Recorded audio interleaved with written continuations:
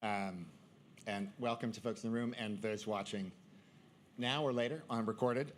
Welcome to the session on clean tech investments, U.S. businesses, U.S. policy accelerating business action on climate. I'm Nat Cohan, the president of the Center for Climate and Energy Solutions, or C2ES, which is a nonpartisan, nonprofit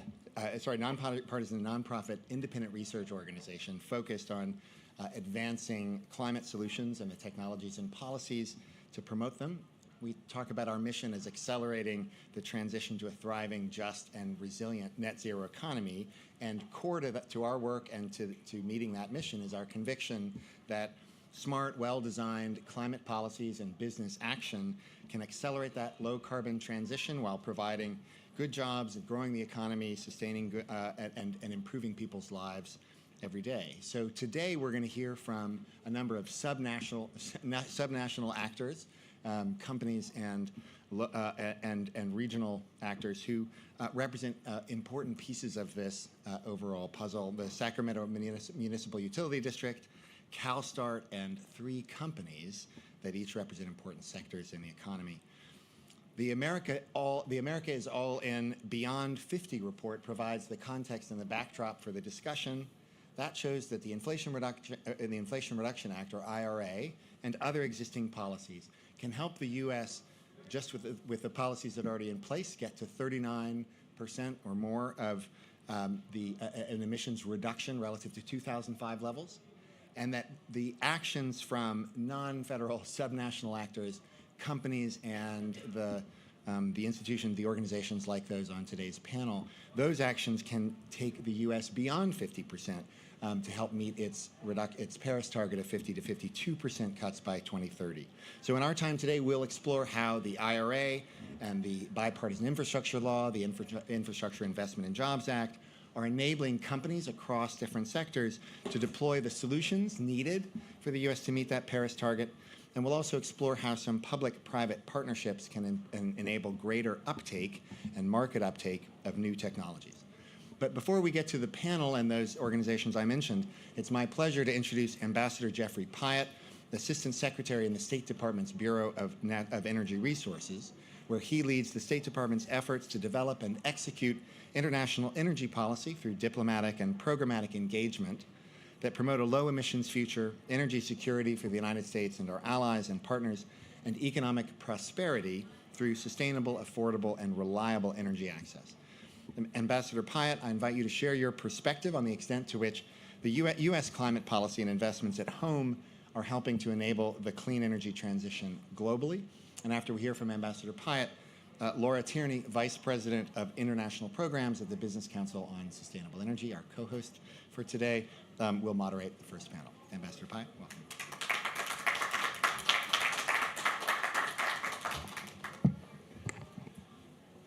Thanks, Matt, for the introduction. And I would note, I think it's only about 9:30 in the evening in California, so maybe there actually are some folks watching live. First of all, thank you to you, to the Center for Climate and Energy Solutions, and to the Business Council for Sustainable Energy for the invitation this morning. It's really my pleasure to be with you here this morning talking about the Inflation Reduction Act and other policies that have catalyzed investment in our energy transition at home, and what that means for me as one of America's energy diplomats working internationally to build support for energy transition, but to also ensure American leadership in this area and to ensure that our companies remain the partner of choice for countries and firms around the world looking to navigate this energy transition and also ensure the energy security that is so important to our citizens.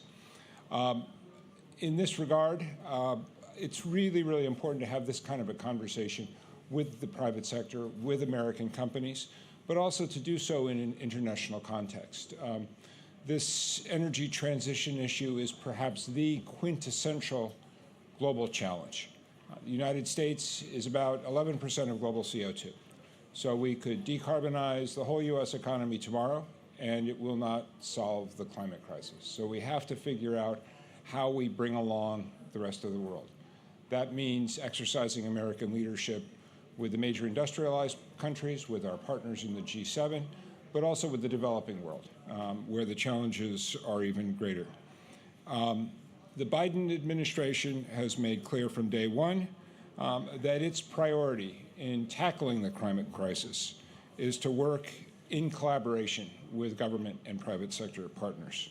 We saw this in all of the administration's approach to our response to COVID-19, the response to Russia's invasion of Ukraine, and it is certainly true on the issues that I'm responsible for. One aspect of my role in this regard is the kind of engagement like we're having today. And I'm really interested in using this morning as an opportunity to hear from you how we can most effectively leverage the expertise and the knowledge of America's private sectors and our subnational representatives as well. Because part of what my team does is to take lessons from our energy transition in the United States and then use those lessons as we work with international partners to seek to accelerate the energy transition and, as I said, to ensure American commercial leadership in this effort. But demonstrating America's leadership on energy transition at home is job one. I had the good fortune to be confirmed as Assistant Secretary just a couple of weeks after the passage of the Inflation Reduction Act. There is no other development that has had a bigger impact on my credibility in working with governments and businesses around the world than the fact that the United States is now clearly and literally putting our money where our mouth is in terms of our own energy transition at home.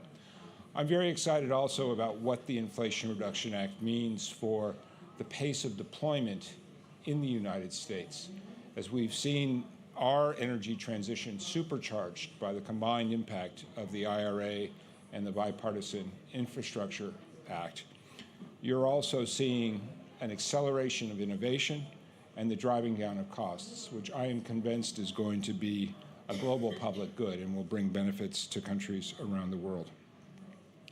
But the IRA has been central to restoring America's credibility, giving us a seat at the table in which we are coming to the rest of the world and saying and demonstrating that this can be done, that the tension between energy security and energy transition, or the dichotomy between those two, is really a false choice, and that in fact, as costs are being driven down for renewable energy options, that is becoming a preferred choice for a lot of our partners around the world as they look at how to grow their own energy economies. I think everybody in this room knows all the statistics around the private sector response to the Inflation Reduction Act in the United States. The numbers that we've been using currently are about $280 billion in new clean energy manufacturing investments across the United States just since the passage of the IRA. But behind all of those statistics is a Biden administration commitment to ensuring that the government and private sector are working together to meet our climate goals, and ensuring not only that we meet our Paris obligations, reducing our U.S. greenhouse gas emissions by 40% by 2030 over 2005 levels, but also keeping us firmly on the pathway to net zero and exploring the opportunities to come. Speaking personally, I'm very optimistic in the context of the Inflation Reduction Act about all the innovation that we see happening across the U.S. economy in this space. I had the opportunity a few weeks ago to be at Stanford University with colleagues from the Japanese government, from the Foreign Ministry, and from METI. And I think one of the most impressive things we did with our Japanese partners was we spent a couple of hours looking into some of the laboratory work that's being done at Stanford, at the Moore Laboratory actually, on novel materials and new battery storage technologies. And you really get a sense of how the U.S. entrepreneurial ecosystem is rising to the opportunity that the IRA has created. My job lies at the nexus of a complex of issues involving both energy security and energy access, all in the context of the climate crisis. So we're trying to work with governments and companies around the world to address all three of these issues. It's also clearly becoming the case that advancing the energy transition is now recognized as the surest way to bolster energy security over the long term. You can see that, for instance, in Europe, where Vladimir Putin's weaponization of Russia's energy resources has impelled our European partners to accelerate their investments in heat pumps, in wind, in solar, in new battery storage technologies. And we're also working with partners around the world to encourage them to follow the template that the IRA provides, to be part of a race to the top in terms of leveraging government resources to advance energy transition.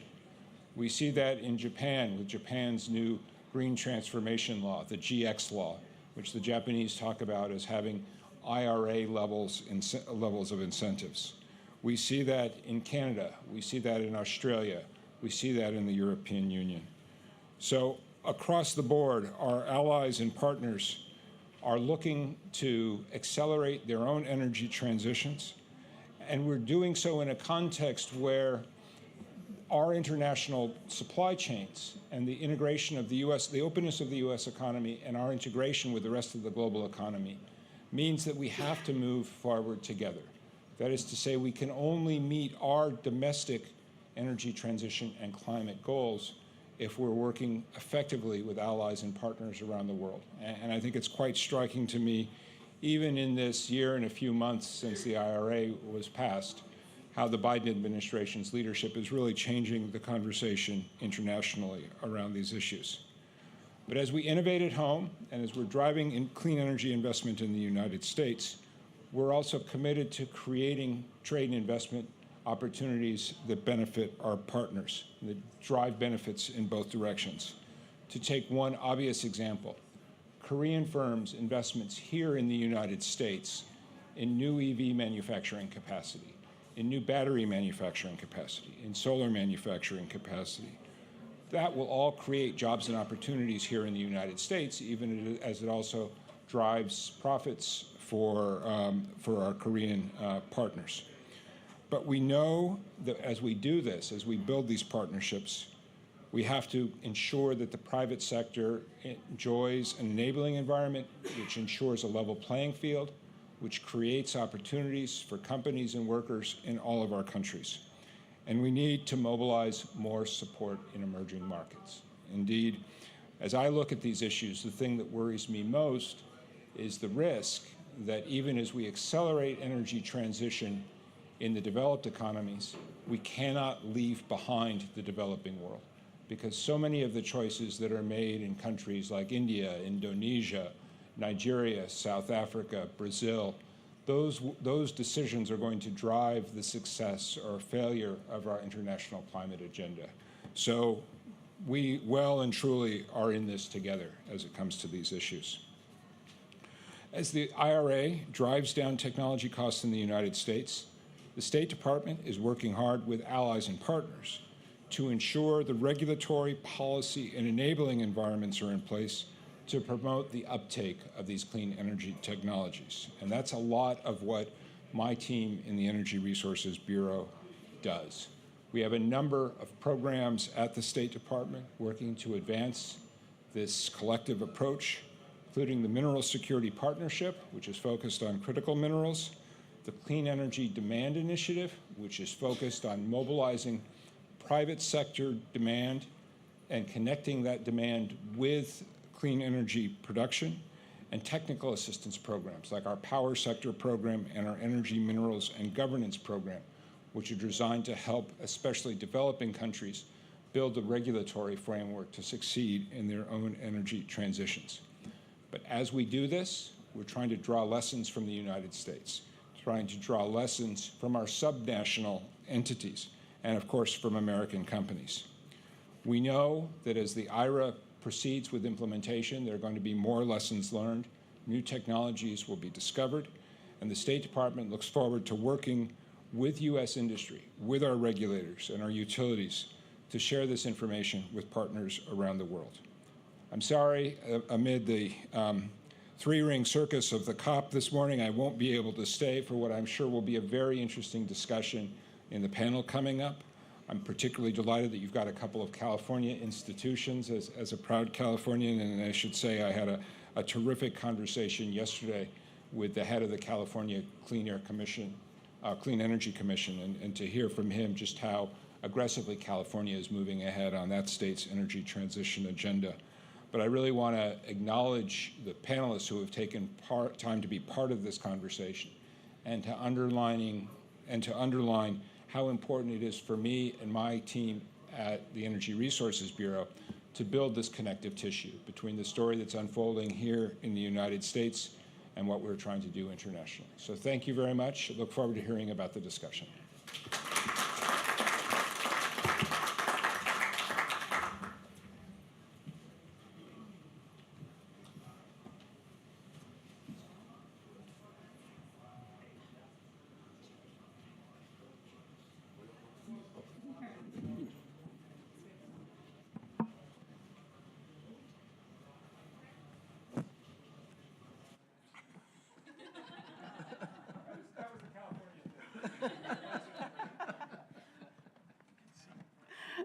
Welcome. Thank you all. It's Energy Day here at the COP. I'm so excited to be here. My name is Laura Tierney. I'm Vice President of International Programs at the Business Council for Sustainable Energy. To kick off the second segment of today's discussion about clean tech investments and how policy has shifted the landscape here in the United States, I'm so pleased to be joined by Paul Lau, CEO of Sacramento Municipal Utility District, and John Bozell, CEO of CalSTART. I want to bring forward a message from Ambassador Pyatt. We're moving forward together. And that here at the America's All-In Center is businesses moving together, subnational actors, and then together with our diplomatic leadership at the U.S. Department of State, we are moving forward here at the global climate negotiations. But did I tell you who the Business Council is? Let me start. We are a trade association based in Washington, D.C., and we represent a coalition of a broad set of existing clean energy and energy efficiency solutions. And today at COP, well, actually for the 2 weeks of COP, we are telling the story of what businesses are doing here and at home to reduce emissions, build resilience, and to grow our economies. So without further ado, I'm going to jump into our conversation, which I'm very excited to have today. These are great Californian leaders and great American leaders as well, from the power and transportation sectors. And so what we're going to talk about, some big questions. Can we build the electricity and transportation systems that we need to realize our decarbonization goals? That can be at the state level, the national level, the global level. What is the role of policy in that discussion? And how do we bring in partners, communities, customers into that effort? So first, I'm going to let our panelists give a brief introduction of who they are. Tell us a bit about where you sit in the spectrum of energy, of transportation, and who you represent. So Paul. Okay. So good morning, everyone. It's a pleasure to be here, and thank you, for inviting me for this fire chat. I'm Paul Lau, the CEO and General Manager of SMUD. It's a local power company that is actually owned by the people in the Sacramento. So we're the 6th largest public power company in the U.S. We're completely vertically integrated. We own our own generation, transmission, distribution, and our relationship with the customer. So we've been around 75 years. Very happy to report. I think we're the #1 utility in California for customer satisfaction. Currently, our rate is about 50% lower than our neighboring utility. And one of the things that we're very, very proud of is that because we are locally owned, we have a set of very, very ambitious goal for our utility. Back in 2020, our board of directors, which is locally elected by about 1.5 million people in the Sacramento area, and we have a budget of about 2.1 million budget. So they decided to say, you know what, climate crisis is probably the biggest thing that's facing mankind right now. And our board actually has declared a climate emergency declaration. And we have set a goal to completely remove carbon from our power supply by 2030. I think this is one of the most ambitious of any utility in the U.S. And then we also, if you talk about carbon, you have to talk about both building and transportation electrifications. and we are doubling and tripling down on that also, so which I will talk a little bit about later. So very, very happy to be here. So in fact, I brought a little pamphlet for everyone who's interested. It's got a little QR code in the back that kind of tells you really what the SMUD is how we actually set our goal, what our goal is, the progress we have made to date for the last couple of years, and then more importantly, really how are we engaging our customers, in this journey. And one thing that our board actually completely changed our vision, that we want to be a powerful partner for inclusive zero carbon economy. And our purpose is really to enhance the quality of life for the Sacramento area. And then what our board wants to also want to make sure that as we proceed on this ambitious goal, there's two very fundamental guidelines that we need to have, guardrails. One is want to make sure we ensure we have world-class reliability. Second is that we want to make sure our rates is affordable, so we'll increase our rates no more than inflation. And then third is that we want to make sure no community get left behind. So as we do this clean energy transition, we want to make sure all disadvantaged communities and everyone in Sacramento enjoys the benefit of this clean energy transition. Thanks, Paul. We're moving forward together. John. Okay, I think I've got CalSTART down to 8-word. We are a mission-driven business organization focused on transportation decarbonization. So we have about 330 member companies. We're working in the nation state of California, as well as nationally and now globally, to transform transportation, to decarbonize it. In particular with the commercial vehicle sector, everything from a FedEx van up to a big rig. We've got a global program, 27 nations signed up. Today at 2 o'clock here at COP, we'll announce 5 to 7 more nations have signed up to join the cause. Last year at COP27, thanks to largely Jess Olson here in the audience, Secretary Granholm committed the U.S. to be part of that program.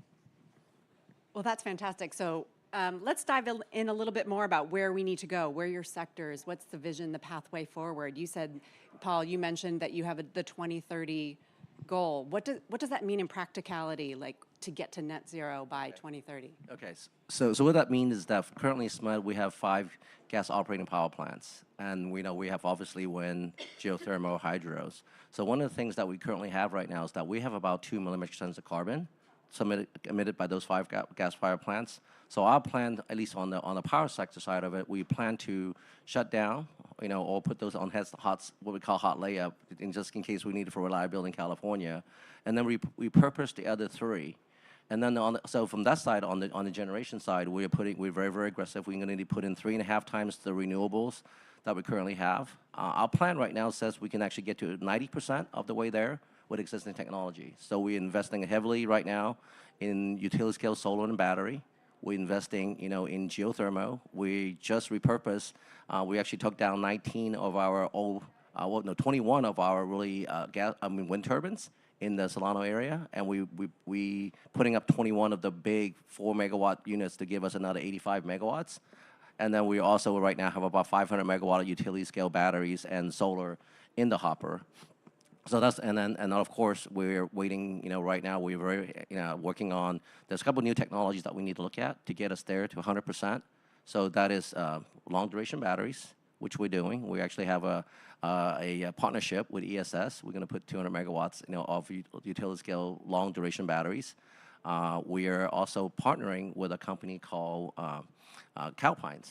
We're actually right now we have an application to DOE for $270 million to completely, we were the first plant in the U.S. to go to full carbon capture and sequestration. And then also, we are working right now with our customers a lot, in terms of how do we actually utilize all the rooftop solar, batteries, electric vehicles are coming online, and how do you actually integrate that as part of the portfolio itself, as so customers part of the solution. So so this is really what we're doing on the power generation side and what we call the distributed energy resource side. But we also going very, very heavily right now on electric vehicles and and so building and transportation. Just give you some context.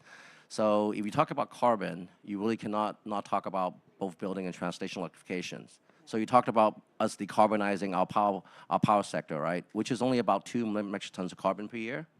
But the transportation and building sector emits about 6 million metric tons of carbon per year. So that means we have to go really tripling, quadrupling down on the electric transportation piece. So currently we have about 41 electric vehicles. I mean, in Sacramento area, California, have a very, very aggressive mandate. We want to get to 8 million vehicles, electric vehicles by 2030. Our share of that is about 300,000 electric vehicles. So we have 41,000 today, going to 300,000, by 2030. In addition, the medium heavy duty piece is also going to be another almost 30,000 of those. So think about, what that is going to look like. So we're doing a lot. So, and we're actually looking at, one of the things that, you asked a question earlier about really how is the electric grid going to handle all those new load coming through.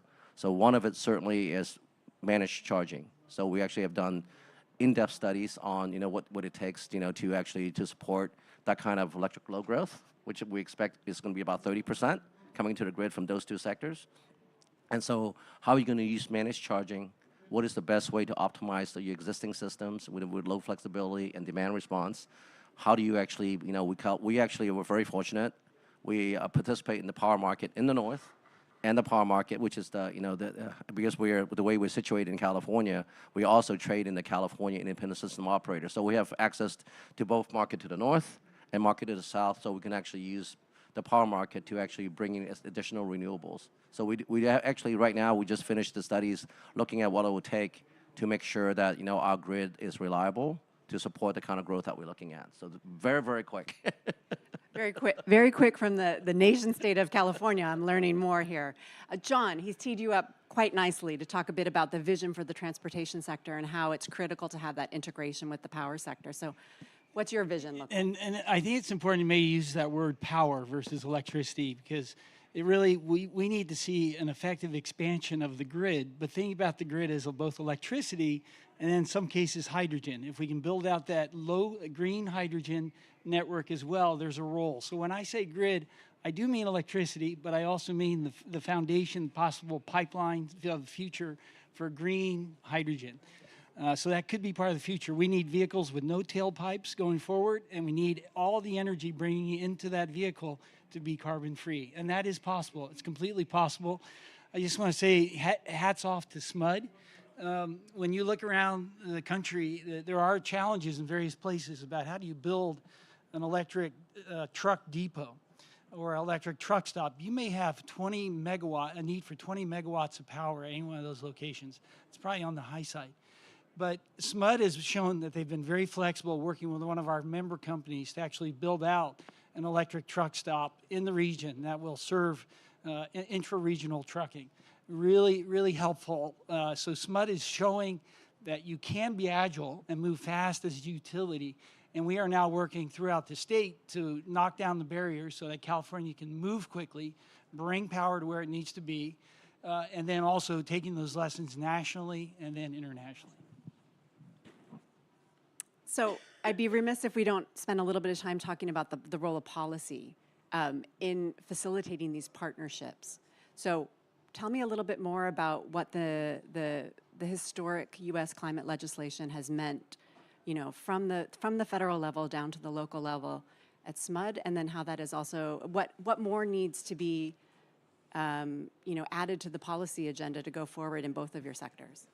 So I think U.S. energy policy plays an absolutely critical role in actually helping to accelerate this clean energy transition. SMUD, we're very fortunate. So we've been working with the federal government, all the way back from the American Reinvestment Act, our grant, that SMUD was able to get $127 million to really put advancement into our grid to accommodate, more renewables, more electric vehicles. But lately, with the BIL and also, with the IRA, SMUD were able to get another $50 million, just recently to really take the grid to the next generation, investing in the new smart meters that is going to be able for you to communicate with the customer about all the advanced that they put in their homes for the rooftop solar, the batteries, the smart appliances, the electric vehicles. We're investing in something called Advanced Distribution Management System, and what we call DERMS, Distribution Energy Resource Management System. So this is really to think about, you have now millions of endpoints, which, with the electric vehicles, the solar, the batteries, now the customer is the consumer. So, so we need to put in technologies to actually, how do you actually bring visibility and bring the data back to the power grid system so that the grid operators can actually optimize the system in real time. So as I said, SMUD is fortunate because of the fact that we own our own generation, we play in the power market, our distribution, transmission systems. So wherever the value chain is, SMUD needs to make sure a customer is part of the solution and how do you unlock that value chain. And so the funds that we get from the federal government is doing exactly that. It's actually helping us accelerate those deployment. So now from the business sectors, those policies also very, very good in terms of getting the private sectors to partner with a company like SMUD. So we have partnered with the ESS, which is the iron flow long duration batteries that we're putting on, as I mentioned earlier. We are partnering with Calpines, which is going to put in, hopefully, the first commercial scale carbon capture and sequestration. And what John said is absolutely right, that we also are looking at the carbon. From a carbon perspective, you cannot not talk about hydrogen. And hydrogen is one of those fuels that could have significant impact on the transportation sector, but it's also going to have a dual impact on the power sector. So you heard me talk about there's about 3 gas-fired plants, or possibly even 5, that we want to repurpose. And so one of the fuels that we want to think about going into the future, maybe transitionally using burning renewable natural gas, and then eventually getting to the green hydrogen, burning hydrogen, and basically using hydrogen as a storage medium, right, from all the excess renewable that you got, and actually using it to burn, in our power plants, and so that would be something that would be pretty phenomenal. So now that you're going to have, dispatchable renewable energy that supports the growth, of that industry itself. So as I said, I think the IRA and the BIL is really one of the biggest things right now that's impacting the industry. I think it's a once in a generation, for I think America, both at the I'm going to say local, state, federal level, to really move the industry forward. Thank you. John, let's spend a little time. What's the impact of federal legislation on your sector? Well, really, the Inflation Reduction Act combined with the bipartisan infrastructure law were fundamental in accelerating the clean transportation industry as well as other sources of clean energy. But it's having a huge impact. We're going to see tens of thousands of, if not hundreds of thousands, of jobs created in the United States, building the zero-emission vehicle industry, including the whole battery supply chain and battery manufacturing sector. The next big piece, and those are the carrots. Those are not necessarily fun, but good things to eat. And then there's the stick. We do need the regulation. And right now, the United States Environmental Protection Agency is considering a regulation that could align with California and 8 other states, about 30% of the population, requiring the sale of zero-emission commercial vehicles. If the U.S. were to align with those 9 other states, it would send a signal to the rest of the world that would have tremendous impact and ripple effect. So we're pushing hard for the U.S. to do that. We're right now in negotiations. If anybody sees Ollie's 80 here at COP28, hit them up on it. And it's a very exciting time. But as it is, it's great to have. The U.S. is showing leadership. China and India are not yet at the table.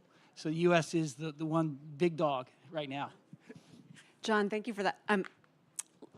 For our last question, I want you to carry forward this idea of how do the benefits of these changes in the transportation sector, how do they trickle down to the community, to the individual? What beyond the mitigation benefits does climate action bring? Yeah, and maybe I go a little global here. Okay. Go up. When you look at commercial vehicles in particular, and everything from that delivery van up to the big rig, this is going to have tremendous health impacts for local communities and the communities that have been adjacent to ports and distribution centers, the people who have been breathing and harmed by diesel pollution over the years. So all of a sudden we go from loud, noisy, smelly, polluting diesel to quiet, zero-emission free vehicles. It is really going to change the impact, the lives of so many people around the world, whether it's New Delhi or Los Angeles. Okay, I didn't do that. And then I also just want to say a huge opportunity for countries to develop their own energy, renewable energy in the nation, and then to power their vehicles and to eliminate import payments for fossil fuels. I guess I can touch on a local level. So what we're doing right now. Thoughts? Okay, so what we're doing right now is that we're actually deploying mobility centers, in disadvantaged communities, and we're actually having folks from those disadvantaged communities working and actually in those mobility centers so that we can actually deploy more electric vehicles in those under-resourced communities so they can actually get the benefit, not just of what John talked about, the clean air itself, but also really about the economic development of really for them to participate in this green energy economy. I really like that. Thank you, gentlemen, both for your time. I am going to turn it over to our second panel, and I'd like to introduce Verena Radulovic from C2ES to invite our next guest. Thanks so much. Is this on? Can you hear me? I'd like to invite the panelists to join me. So as you can tell, the lights went out. We're in the dark, but we're not actually in the dark. Thank you so much, Laura, and thank you to Paul and John for your insights. I'm Verena Radulovic. I'm our Vice President for Business Engagement here at C2ES. And one of the things that we do at C2ES is we work a lot with companies to understand their lived experience in how they're looking to advance climate action. We work with leading companies across different sectors, and you're going to hear from some of them today. So I am joined by Rehana Irani Family, who is Vice President of Capital Delivery Projects at National Grid, which is a major UK-based utility, but also has operations in the Northeast US. I'm also joined by Amy Chang, who is the Chief Sustainability Officer at Topsoe, is a Denmark-based catalyzer manufacturer that's expanding in the US. And we have Heather Zeichel, who is the Global Head of Sustainability at JP Morgan Chase. So thank you all for joining me today. We're going to dive in, and I'm going to start with Rehana. So here at the at COP28, we've been hearing a lot about the signals around tripling of renewables. Can you talk a little bit about what National Grid's experience has been with trying to bring renewables onto the grid, and then all the other technologies that you're working on? No, thank you. And I think the previous panel actually touched on this a lot as well. The renewables that we see, a lot of it coming online, and we all want more and more of it, bring with it a very unique challenge of how do you create flexibility in the system, and how do you connect these renewable resources that are not necessarily near the load, but they're where the sun shines and where the wind blows, and how do you connect that to the load? And so we have been, with that comes then the notion that really the transition is not possible without transmission. And so how do you make sure that you can build transmission in the system in a way that is fast, it's efficient, and it's affordable? So how do you optimize? How do you think about your system in a different way? And ultimately, how do you use the benefits of a lot of the efforts that are going on with IRA and IIJA to make it more affordable for the customers at the end of the day?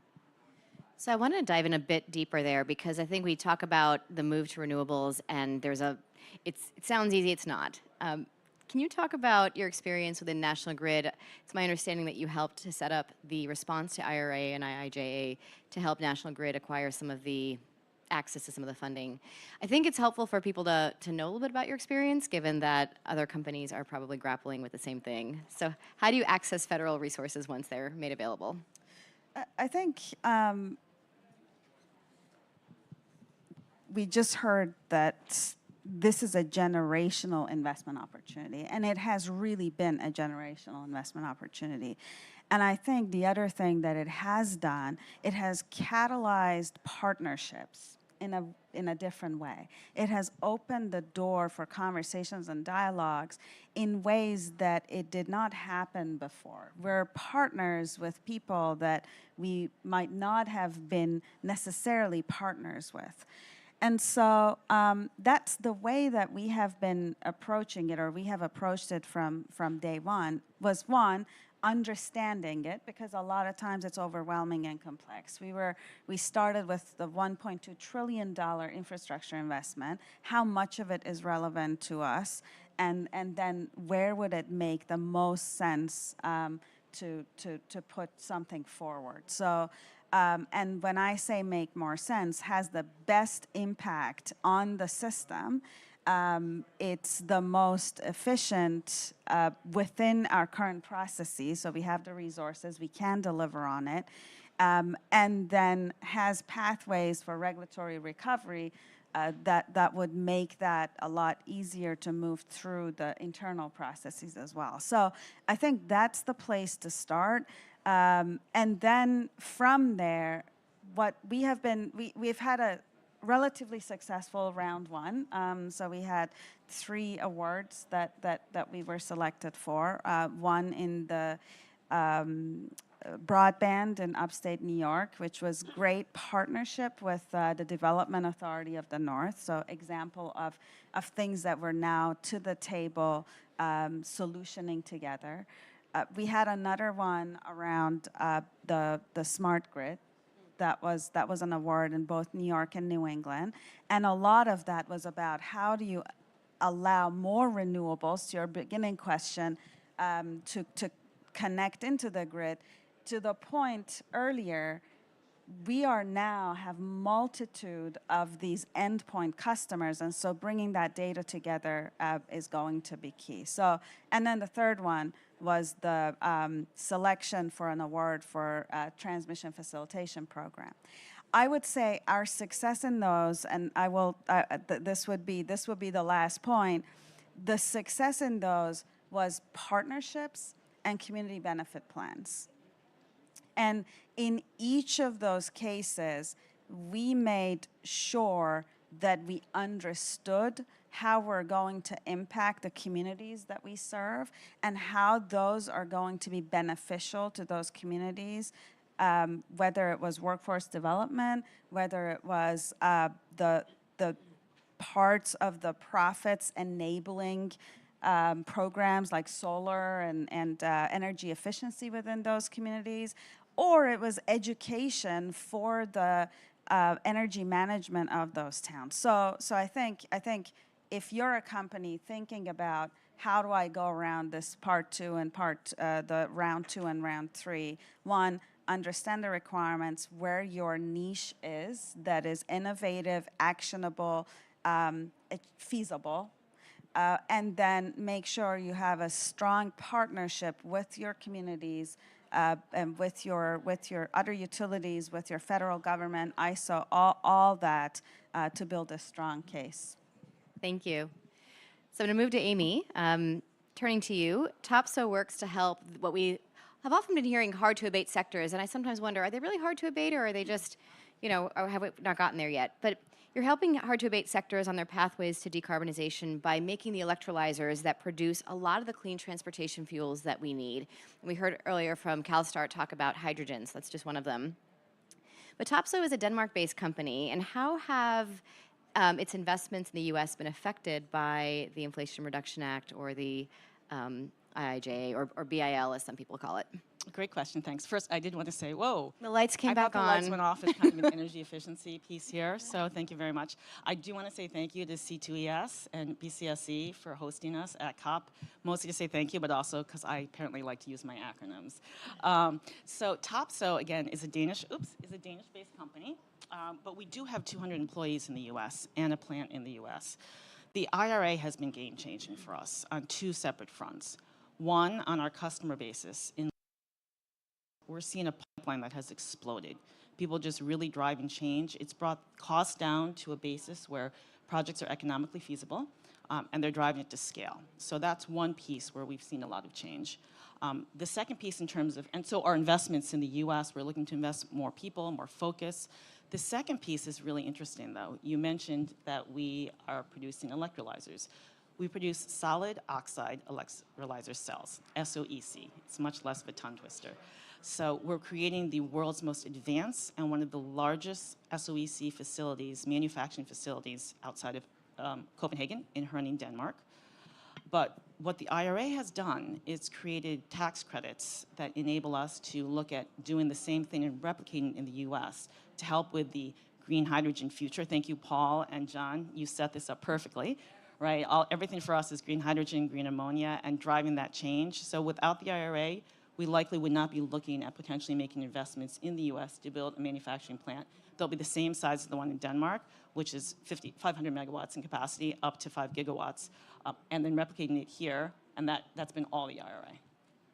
And Amy, throughout your career, you've talked a lot about public-private partnerships, and I'm thinking about what Rehana just mentioned. Where do you see public-private partnerships where you sit in the supply chain now as the manufacturer of a fuel that a lot of different sectors need? Private-public key, right? So the whole that's a tongue twister too. Private-public partnerships. We're looking at all of you, working with the government, with NGOs to really drive change and transition and regulation. So the IRA game changer, but one of the things we're also looking at is how the government is going to incentivize and provide clarity, efficiency, and speed to a lot of the implementation guidance that we need. We have the IRA is in place. There's been a lot of great movement, like we said, but there's a lot that's stymieing moving forward in terms of not having clarity on how we implement. And so I know, at least for us in the hydrogen community, we're looking a lot at additionality and issues around that and whether we'll get movement on that so we can move forward. So getting the governments working with industry to understand what the bottlenecks are going to be and how we have the balance with NGOs, with the private sector, and with governments to really speed forward and move renewables forward so we have that capacity, but not stymie the growth of the hydrogen economy. So it's a careful balance, and that private-public partnership is key to really driving that change. And we'll come back to that during the question and answer. I'm going to turn to Heather. And Heather, being in the financial sector, I'm curious, how has the IRA or the IIJ affected the investments that JP Morgan was already going to be making? What's the interplay between U.S. policy and how a bank thinks about the clean energy transition? Yeah, well, I mean, to kind of echo my fellow panelists, I think between IRA and IIJA, both pieces of legislation have been game-changing. And I think about it in different ways, right? So we're a financial institution. We have a ton of clients. Our clients do everything from manufacture electric vehicles to try and, do carbon capture and sequestration projects and kind of everything in between. So the kinds of investments that are now being contemplated are completely, very worlds different than they were just a few years ago. And obviously, JP Morgan Chase is committed to funding the energy transition. We have committed to $2.5 trillion by the end of 2030 for sustainable development targets. Of that $2.5 trillion, $1 trillion of that is specified for climate solutions. And again, as we are now looking at IRA, IIJA, and even globally, additional regulatory policies in the EU, those were always going to be important targets to meet, but I think they've become that much more achievable. I also think, as a recovering policy nerd, one of the things that is really interesting to me in the conversations, and again, we're global in nature, we're talking to clients of all different kinds, is the discussion that has started